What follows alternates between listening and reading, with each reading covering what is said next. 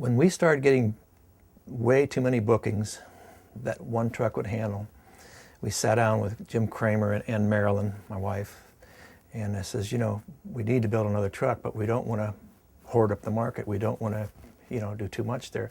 But at that time, other people were starting to build monster trucks, so there's more competition out there. So we built the second truck, and actually the second truck was the first truck to have the 66-inch tall tires on, the tires you see nowadays on these trucks. And Jim started driving that truck, and it's really was kind of hard to do because, you know, it's your baby and you're driving this thing, and then let somebody else in the truck. You really feel like you've lost something, you know. But after a while, I kind of liked it because Jim was more aggressive. He did more things with the truck than I did. And number two was built stronger. It had a bigger frame and axles on it, so it could do more with it. And he was the perfect one for the job. We're on Bigfoot 17. Bigfoot 16 is in Europe. Nigel Morris runs it for me over there. He licensed him to run, and he's been all over Europe with the truck. We've sold some of the earlier ones. We still keep my originals still here, but 2, 3, 4, and I think 6 and 7 are gone right now. We've either scrapped them or sold them. I did a show in Seattle, Washington, and before the show one Saturday we were driving down the street and we saw a junkyard, and in the corner of the junkyard we saw these huge tires, and so we stopped, went in the junkyard. The tires were on a trailer, 10-foot tall tires, 4 foot wide each tire, and went up to the guy that owned the junkyard and says, how much you want for those tires? And he says, $30,000. I says, okay, thank you. And we went out and did our show. Went back the second year. How much you want for those tires? $30,000. Jim Kramer was in Seattle doing the show the third year. And I says, go in and offer the guy $10,000 for the tires. And he took it. You know, so the first set, and he says, I've got another set. And he sold us the other set for $800. So we had 8 of these tires when we got them. And we got them back to St. Louis, which it took a special wide load permit, because how do you haul 10-foot tall tires, and they're 4 foot wide, or, you know, 8 of them. We got them back to St. Louis, and we had to make special adapters. We put them on our regular trucks and just put them outside of the fenders. And it was really hard on the bearings and the races of these trucks.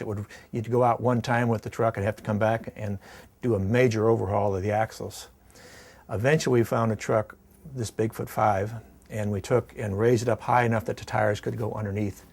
And that's what you see here today. The truck still goes out 2 or 3 times a year. It's a pain to go out because you got to have a crane or a highway tow truck, you know, to be able to raise them high enough to raise the truck up to change these tires on it. But Jim Kramer's had the truck. He's driven a truck for years. He drove that truck with these 10-foot tall tires over other monster trucks.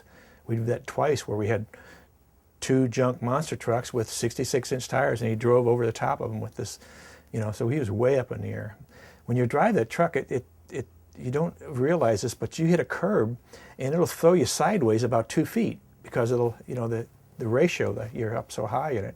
It's really awkward to drive, and you can't see anything close to you.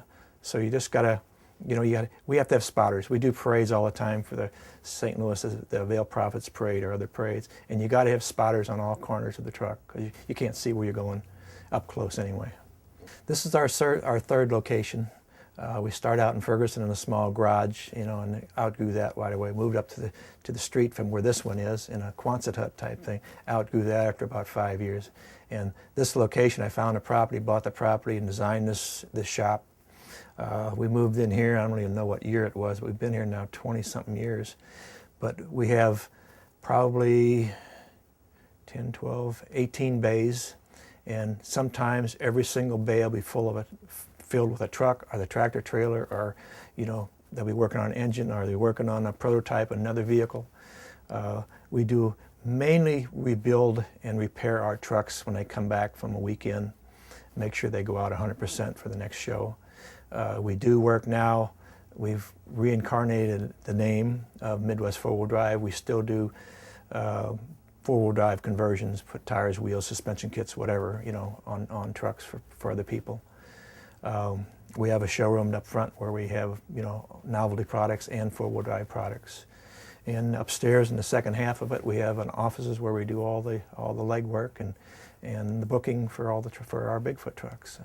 Right now we're running about 30 30 people. We've had as many as 45, 50 at times, but this seems to be a good size right now that we can handle. And what's really happened in the last several years is my daughter, Ann Chandler, Ann Trent now, is taking over as president of the company, and she's running it in Mesa. Her husband, Bob Trent, is taking over all the booking and that type of thing. And between them and Jim Kramer, they're running the thing. And it's really nice on me because I don't have all the little headaches that come about with a company. So it's worked out better. And I'm kind of semi-retired, 68 years old. I'm just kind of slowing down. There's a lot of places I want to see. I've been through with the truck, because you're driving a truck, you're going to an event, you're coming home, you're going to another event, you're coming home. You never see things on this, and I want to see this country. So I've got my own motorhome. Marilyn and I go out and we travel now and enjoy it.